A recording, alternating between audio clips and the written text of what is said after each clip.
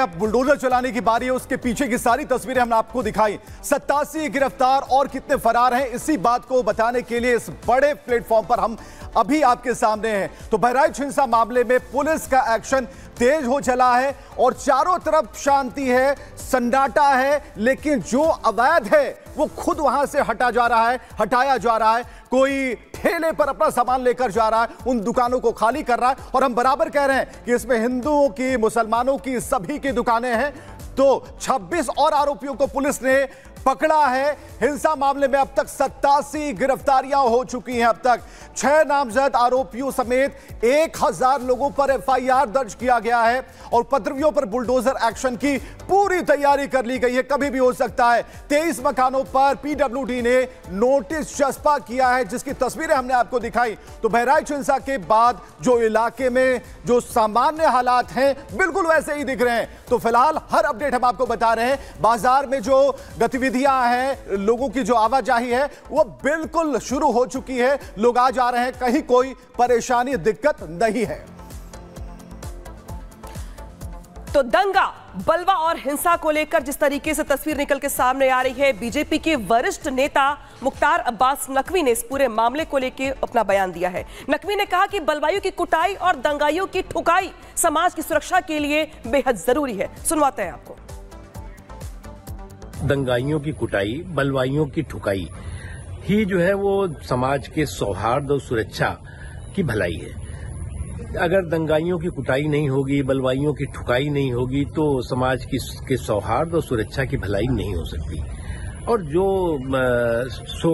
ये सियासी सूरमा है, आज तक जिस तरह से दंगाइयों का संरक्षण करते रहे, उनको जो है वो प्रमोशन देते रहे, प्रोटेक्शन करते रहे, आज वो सवाल खड़ा कर रहे हैं।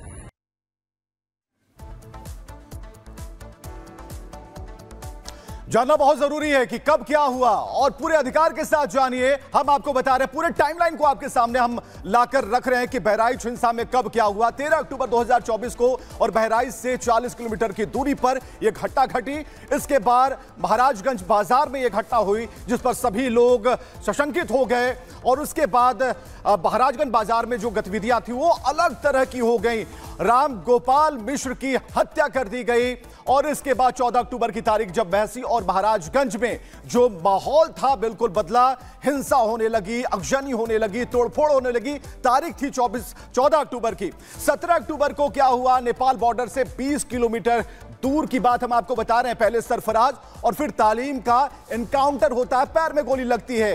6 आरोपियों, अब तक नामजद 6 आरोपियों को नामजद किया जाता है। 18 अक्टूबर की तारीख होती है और इसके बाद पुलिस ने इन्हें धर दबोचा, पकड़ लिया और इनसे पूछताछ शुरू हो गई। आरोपियों की कोर्ट में पेशी हुई है 18 तारीख को ही। और टाइमलाइन यह बता रहा है कि 18 तारीख को आखिर हुआ क्या था। सरफराज और तालीम 14 दिन की न्यायिक हिरासत में इन्हें भेज दिया गया। 19 अक्टूबर 2024 की तारीख जब दंगाइयों पर बुलडोजर एक्शन की तैयारी होने लगी, चारों तरफ से आवाजें आने लगी। 23 मकानों पर पीडब्ल्यूडी ने चस्पा किया नोटिस और 26 और आरोपियों को पुलिस ने आखिरकार 19 अक्टूबर 2024 को पकड़ लिया। हिंसा मामले में 87 गिरफ्तारियां अब तक हो चुकी है। तो पूरी तरीके से टाइमलाइन पर पूरी जानकारी हम आपको दिखा रहे हैं, बता रहे हैं।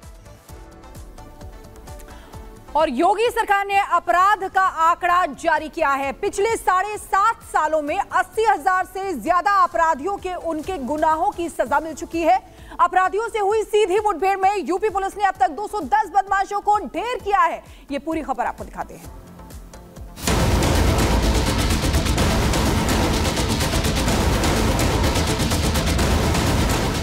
यूपी में कानून व्यवस्था चुस्त है, अपराधी और माफिया पस्त हैं, महिलाएं सुरक्षित और व्यापारी भयमुक्त हैं। और ये सब एक दिन में नहीं हुआ, बल्कि इसके लिए पिछले 7.5 साल से सीएम योगी और उनकी पुलिस जीरो टॉलरेंस की नीति से काम कर रही है। सत्ता संभालते ही सीएम योगी ने गुंडे माफियाओं को वार्निंग दी थी कि अपराधी अपराध से तौबा कर लें या प्रदेश छोड़ दें। 4 वर्ष के अंदर एक भी दंगा नहीं हुआ है। अपराध और अपराधियों के प्रति जीरो टॉलरेंस की नीति के तहत जो कार्य प्रारंभ हुआ, आज उसका परिणाम है। अपराधी आज या तो जेल के अंदर है या प्रदेश छोड़ करके कहीं मुंह छुपा करके बैठा हुआ है। उसको प्रदेश के अंदर आने का वो दुस्साहस नहीं कर सकता। सीएम योगी का प्रण और यूपी पुलिस की प्रतिबद्धता का नतीजा है कि पिछले 7.5 साल में 80,000 से अधिक अपराधियों को उनके गुनाहों की सजा मिल चुकी है। अपराधियों से हुई सीधी मुठभेड़ में यूपी पुलिस ने अब तक 210 बदमाशों को ढेर किया है। प्रदेश की बेटियों और महिलाओं की सुरक्षा को सीएम योगी ने प्राथमिकता दी है। मंचलों पर लगाम लगाने के लिए एंटी रोमियो स्क्वाड का गठन किया है। साथ ही दो टूक शब्दों में समझा दिया कि बेटियों की अस्मत से खिलवाड़ करने वालों का इंतजार यमराज करते मिलेंगे। हम लोगों ने पहले कहा है कि कानून प्रत्येक नागरिक को सुरक्षा प्रदान करेगा, लेकिन राह चलती हुई किसी बेटी के साथ अगर किसी ने छेड़छाड़ करके उसकी सुरक्षा में सेंध लगाने का कार्य करे क्या, तो अगले चौराहे पर उस ओहदे का इंतजार यमराज कर रहा होगा। उसको फिर यमराज के यहां भेजते से कोई रोक नहीं पाएगा। महिलाओं के साथ हुए अपराध के खिलाफ एक्शन लेते हुए अगस्त 2024 तक 28,700 अपराधियों को सजा दिलाई जा चुकी है। इनमें केवल महिलाओं के खिलाफ लैंगिक, बलात्कार, गंभीर अपराध समेत अन्य अपराध में 16,565 अपराधियों को सजा दिलाई गई। इन मामलों में 9 अपराधियों को मृत्युदंड, 1,720 को आजीवन कारावास, 4,443 को 10 साल से अधिक के कारावास और 10,393 को 10 साल से कम के कारावास की सजा दिलाई गई है। अभियोजन निदेशालय की तरफ से जारी आंकड़ों पर नजर डालें तो पिछले 7.5 साल में 81,196 से अधिक अपराधियों को कोर्ट में प्रभावी पैरवी के जरिए सजा दिलाई है।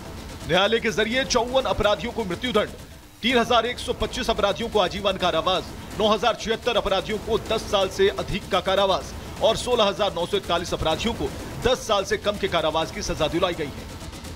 मासूम और नाबालिग बच्चियों को न्याय दिलाने में भी योगी सरकार ने मिसाल कायम करती है। पॉक्सो एक्ट के तहत अगस्त 24 तक 12,135 अपराधियों को उनके गुनाहों की सजा दिलाई गई। इनमें 44 अपराधियों को मृत्युदंड, 1,354 अपराधियों को आजीवन कारावास, 4,599 अपराधियों को 10 साल से अधिक के कारावास और 6,138 अपराधियों को 10 साल से कम के कारावास की सजा दिलाई गई है। एनकाउंटर को मुद्दा बनाकर सियासत करने वाले विपक्ष को अभियोजन निदेशालय के आंकड़े जरूर देखने चाहिए। योगी सरकार और उनकी पुलिस सिर्फ एनकाउंटर ही नहीं बल्कि कटघरे में खड़ा करके अपराधियों को सजा भी दिला रही है।